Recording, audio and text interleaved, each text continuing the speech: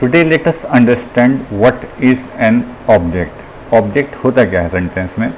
To understand this I have written 3 sentences, मैंने 3 sentences लिखे हैं। So first you have to know कि इसमें कौन सा सेंटेंस कंप्लीट है, कौन सा सेंटेंस कंप्लीट नहीं है। जैसे अगर मैं कहूँ you break, break I call, कहाँ मैं फुल स्टॉप लगाऊँ कहाँ नहीं। So to know whether the sentence is incomplete or complete, we have 2 words to remember. One is what and one is whom. If you want to know whether the given sentence is complete or incomplete, you have to question the verb with these 2 tools. Like you break, अगर हम कहें you break what, you break what, तो ये questionable बन जाता है। You break कुछ भी हो सकता है, वो द रूल्स। व्हेन आई से I call, what is not questionable.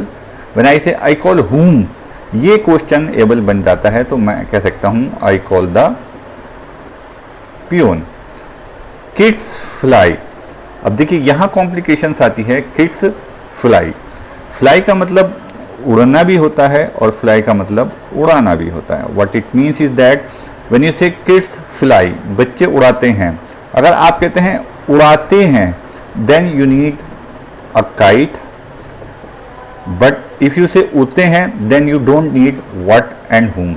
Why I am writing this so, why I am writing this so, I am writing this so to make you understand what is an object. When we write a verb of action, this is verb of action, this is verb of action, this is a verb of action. First thing you need to understand is that an object is always found with verb of action, not with verb of state, is, are, am. Linking verb के साथ ये नहीं पाया जाता है, ये verb of action के साथ पाया जाता है। The second thing is that objects when the verb is transitive. How to know transitive? We were basically trying to know what the verbs are transitive. You break what? The rules, ये हमारा object है। Because this is a transitive verb and it's needs an object to complete the sentence, it needs to transfer over an object. तो ये sentence यहाँ complete नहीं था। I call whom the peon, तो इसे यहाँ एक लिविंग की ज़रूरत पड़ी, वो भी एक द पियोन, ये भी एक ऑब्जेक्ट है। किड्स फ्लाई, यहाँ पे अगर हम कहते हैं उड़ते हैं, किड्स फ्लाई उड़ते हैं in the sky, if you से, so then it's not an object, it is something else, I will tell you later on. But when you say उड़ाते हैं, then you need a kite. So by using these words I want to make you understand कि verb of action needs an object, verb of action needs an object to transfer over, then because it is transitive. But in fact no verb is transitive, no verb is intransitive. In fact it is the use of a verb which make it either transitive or intransitive. Let us simplify. I have written these 2 sentences. I ride a bike, you meet a man. I is the subject, ride is the verb. If you see what or whom, I ride what, a bike. So when this is the answerable of what का अगर हमें answer मिल रहा है तो ये transitive verb है और ये हमारा ऑब्जेक्ट है। व्हाट और हुम का जो भी आंसर आएगा वो ऑब्जेक्ट होगा। और यू सब्जेक्ट, मीट, हुम आप किसको मिले, अ मैन, ये भी एक ऑब्जेक्ट है। It means that an object could be a non living thing, an object could be a living thing. Object एक नॉन लिविंग भी हो सकता है और ऑब्जेक्ट एक लिविंग भी हो सकता है। So basically what is object? Object is what ever the verb of action. एक चीज दोबारा मैं आपसे कहूं कि ऑब्जेक्ट हमेशा वर्ब ऑफ एक्शन के साथ होता है। So the effect of verb of action is always on the object. In fact an object receive the effect of the verb of action. So meet, whom, a man. सो इस verb का जो action है, जो effect है, वो इस man पर है और इसका जो इफेक्ट है वो इस पर है। So now if I right the sentence kids ride a small cycle, if I see this is the subject kids whom we are talking about, kids, this is the verb, ride, what they ride, what they ride a small cycle. So this is the object, because this is transitive verb, verb of action transitive, because always I would like to repeat that a verb of action will need an object, not verb of state or linking verb. So object is the receiver, this is the receiver, ride a small bike, and basically object is affected by the verb of action. What is affected? A small cycle. Now let us see the types of object. Objects are of two kinds, one is direct and the second is indirect. Now let us understand what is a direct object and what is an indirect object. Kids distributes caps to the guests. Now let us understand what is the subject. Kids, this is the subject, distribute is the action, verb distribute, what? Caps. This is the object. To the guest. Now you need to see that there are two objects, there are three people, kids, three things, sorry, kids, caps and guests.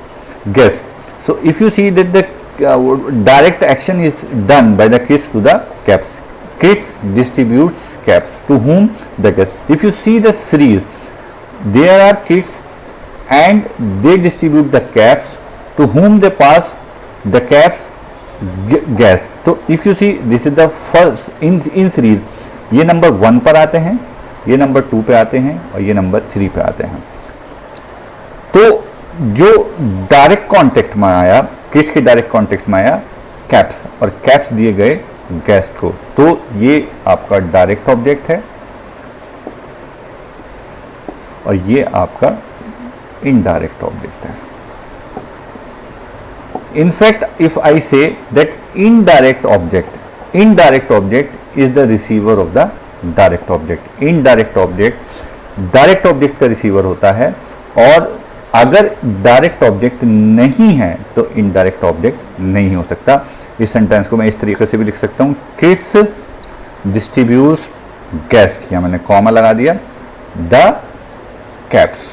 बात वही है, मैंने एक sentence का structure change कर दिया, वो इसलिए मैंने प्लेस चेंज करा है इनडायरेक्ट ऑब्जेक्ट का, लेकिन इससे कोई फर्क नहीं पड़ेगा. देखिए, किड्स डिस्ट्रीब्यूट गैस, तो किड्स जो डिस्ट्रीब्यूट करते हैं वो गैस को नहीं करते, बल्कि जो किड्स जो डिस्ट्रीब्यूट करते हैं वो कैप्स को करते हैं. तो distribution caps to the gas. अगर अब भी आप सीरीज में देखें तो नंबर 1 पर किड्स हैं जिन्होंने कैप्स को डिस्ट्रीब्यूट किया टू द गेस्ट. तो यहाँ पर किस सब्जेक्ट है, ये वर्ब है, और जो कैप्स हैं वो डायरेक्ट ऑब्जेक्ट है, और जो थर्ड है वो इनडायरेक्ट ऑब्जेक्ट है. अब यहाँ पर कुछ कॉम्प्लिकेशंस आती हैं. नेट्स पर और कुछ बुक्स पर वो एक सीधा सा फार्मूला ये कह देते हैं कि जो डायरेक्ट ऑब्जेक्ट्स होता है वो नॉन लिविंग थिंग्स होता है, जबकि इनडायरेक्ट ऑब्जेक्ट लिविंग थिंग्स होता है. तो ये बिल्कुल गलत फार्मूला है, क्योंकि कभी भी ऐसा हो सकता है कि डायरेक्ट ऑब्जेक्ट्स की जगह पर भी कोई भी पर्सन आ सकता है, तो फिर ये फार्मूला गलत हो जाता है. In fact we must say that basically direct object is the receiver, is affected by the verb, and indirect object is the receiver of the indirect object is the receiver of the direct object. देखिए, मैं एक example और देता हूँ आपको. I handed over thief to police. I is the subject, handed over is the verb, thief and to police. अब I handed over, what अगर होता तो ये what का आंसर नहीं है, ये आंसर है whom का. अगर what होता तो यहाँ नॉन लिविंग होती. I handed over letter to police. अगर मैं लिखता I handed over letter to police, तो letter to police, police third person हो जाती, तो आई फर्स्ट हो जाता, लेटर सेकंड हो जाता, पुलिस थर्ड हो जाती, ये डायरेक्ट ऑब्जेक्ट हो जाता है, ये इनडायरेक्ट. लेकिन अगर मैं कहूँ आई हैंडेड ओवर थीफ, तो ये भी whom, this is the answer of whom, so this is living thing to police. Still जो सीरीज अगर हम देखें तो सीरीज में नंबर 1 पर ये आता है आई हैंडेड ओवर. तो जो हैंडेड ओवर का जो इफेक्ट है वो थीफ पर है, और थीफ का रिसीवर कौन है? वो पुलिस है. तो ये आपका डायरेक्ट ऑब्जेक्ट है, और जबकि ये आपका इनडायरेक्ट ऑब्जेक्ट है. एक चीज़ यहाँ ये समझने ज़रूरी है, कन्फ्यूज़न ना हो जाए। I subject, made, verb, made whom, him, captain. Captain एक नाउन है, लेकिन मैं आपको ये बताऊं कि ये तो ऑब्जेक्ट डायरेक्ट है, लेकिन ये इनडायरेक्ट ऑब्जेक्ट नहीं है, because this is not the third party. Captain is about him, so this is something as this is basically the complement. So let us just to make a sentence so that you should not be confused कि जो तीसरा word आएगा कहीं वो indirect object नहीं हो जाए। नहीं, indirect object is the receiver of the direct object. So ये indirect object का example नहीं है। I subject, give what, fruits direct object to the poor, ये आपका इनडायरेक्ट ऑब्जेक्ट है। ये फर्स्ट पर्सन, ये सेकंड पर्सन, ये third person. So basically direct object is affected by the verb and indirect object is the receiver of the direct object. If I summarise, object is the receiver, direct object basically object is the receiver and is affected by the verb. Indirect object is the receiver of direct object, and objects needs verb of action is are am के साथ वो object नहीं होते हैं, वो complement होते हैं। और बेसिकली एक्शन में भी needs verb of action and that to transitive, क्योंकि ट्रांजिटिव वर्ब जो एक्शन का ट्रांजिटिव वर्ब है वही एक्शन रिक्वायर्ड, वही ऑब्जेक्ट रिक्वायर्ड करता है।